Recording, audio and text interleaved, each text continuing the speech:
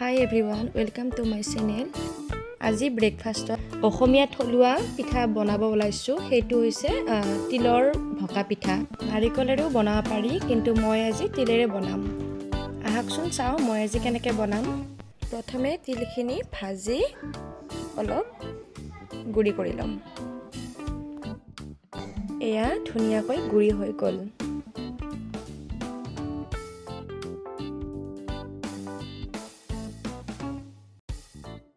এইবাৰ সোৱাদ অনুযায়ী চেনি লৈ সেইখিনি গুড়ি কৰি লম।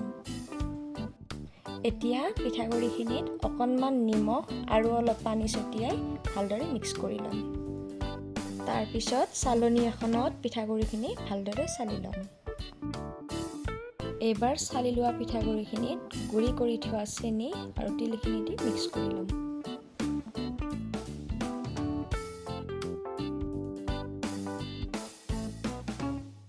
এতিয়া মিক্স কৰি লোৱা পিঠাগুড়িখিনি বাটি এটাত ভালদৰে ভৰাই ল'ম।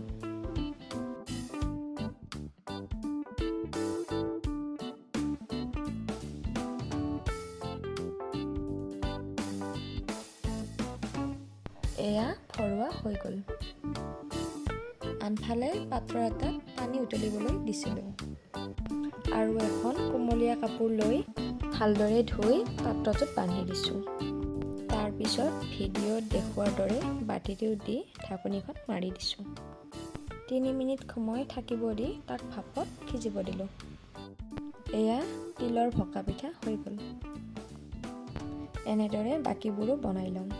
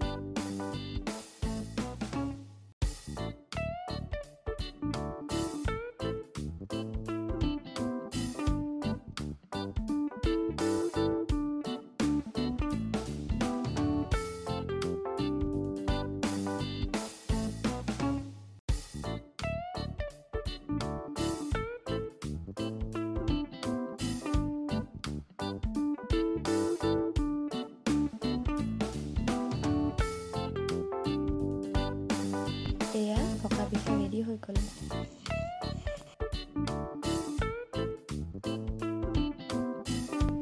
আৰু ৰেচিপিটো যদি ভাল লাগিছে লাইক, শ্বেয়াৰ আৰু ছাবস্ক্ৰাইব কৰি যাব।